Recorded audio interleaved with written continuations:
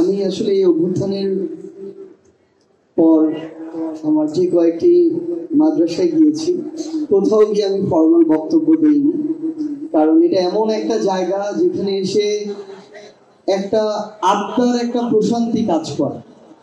তো এবং মানে সত্যি কথা বলতে এটার অনুভূতিটা ভাষায় প্রকাশ করার মতো না। আমরা অসংখ্য ফোরামে কথা বলি, কিন্তু এটা একটা আলাদা রকম ফোরাম। এবং যখন 2-4 জন ভাইয়ের সাথে একদম আলাদাভাবে কথা হয়, তখন এই অনুভূতিটা ভালোভাবে ব্যক্ত করা যায়। এখানে আমাদের শহীদ একজন ভাই রয়েছেন, মাহমুদুল হাসান ভাই। আমাদের অনেক এখানে আহত যোদ্ধা রয়েছেন, আমাদের অনেক ভাই রয়েছেন যাদের শরীরে এখনো ছোড়রা বুলেটের চিহ্ন আছে, ছোড়রা বুলেট আছে। আমাদের কাছে এটা আমাদের সৌভাগ্য। আমরা মনে করি যে আল্লাহ কর্তৃক প্রদত্ত একটা আমানত, যে আল্লাহ আমাদেরকে উসিলা করে এমন একটা পরিবর্তন, একজন জালিমের পতনে বাংলাদেশে ঘটিয়েছেন।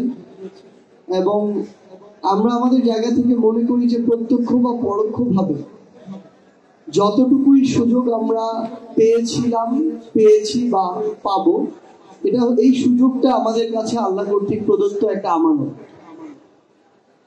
আমরা আমাদের জায়গা থেকে 5ই আগস্টের পূর্বেও এটাকে আমানত মনে করেছিলাম বলেই, এবং আমরা মনে করি আমাদের উদ্দেশ্য সৎ ছিল বলেই আমাদেরকে আল্লাহ কবুল করেছে।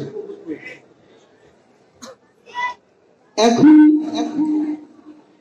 খুব স্বাভাবিকভাবেই 5ই আগস্টের পূর্বে খুনি হাসিনার যারা আমরা জুলুমের শিকার হয়েছি, যারা মনে করতাম যে তারা এই রেজিমটা একটা জুলুম করছে বছরের পর বছর ধরে মানুষের উপরে, তারা আমরা একসাথে রাজপথে নেমেছিলাম। এখানে দলমত, ধর্ম, বর্ণ, পেশা এগুলোর বিভাজন ছিল না। কিন্তু আমাদের এখন প্রত্যক্ষ পরোক্ষভাবে অনেক কিছু পর্যবেক্ষণ করে মনে হচ্ছে যেটা, যে আমাদের সামনের পথ আরো কঠিন পথ।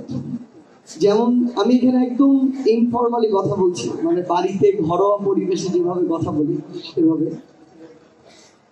এই বন্ধুর পথটা ঠিক এই কারণেই, কারণ আমরা আবার আমাদের 2009 সাল পরবর্তী সময়টাতে যেমন ছিল, যে আমরা বলতে পুরো বাংলাদেশের মানুষকে বোঝাচ্ছি, আমাদের অনেকেই ছোটখাটো স্বার্থ, ছোটখাটো সেফটি নেট মানে নিরাপত্তা এবং নিজের গা বাঁচিয়ে চলা,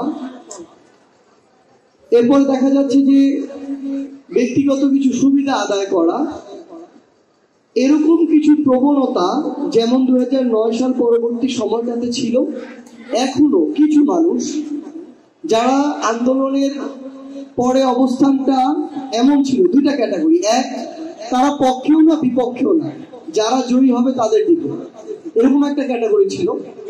আরেকটা ক্যাটাগরি হচ্ছে যখন দেখছে যে এখানে আর উপায় নাই, খুনি হাসিনার পতন নিশ্চিত, তখন তারা 5 তারিখে ফটোশুট করার জন্য রাস্তায় নেমেছিল, এবং সেটাই তাদের প্রমাণ, তারা আন্দোলন করেছে। তো এই দুই গ্রুপ এখন যে কাজটা তারা করছে, ঠিক আবার ওই 9 সাল পরবর্তী একটা বিষয় দেখা যাচ্ছে, তারা ছোট ছোট স্বার্থ বলি, ব্যক্তিগত, পারিবারিক, প্রাতিষ্ঠানিক নিরাপত্তা বলি, এরকম বিভিন্ন কারণে তারা আবার বিভিন্ন ছায়াতলে যাওয়ার একটা নতুন কার্যক্রম শুরু করেছে। এখন সবচেয়ে বড় সমস্যা হচ্ছে আমরা ছায়াতলে যেতেই পারি, এটা সমস্যা হচ্ছে এই ছায়াতলে যাওয়া এবং ওই ছায়ার কার্যক্রম যদি সামগ্রিকভাবে আমার দেশ এবং দেশের মানুষের স্বার্থের বিরুদ্ধে হয়, আবারও কোনো না কোনো জুলুম প্রত্যক্ষ পরোক্ষভাবে পরিচালিত হয়, তাহলে তো আমরা সেই ছায়াতলকে সমর্থন করব না।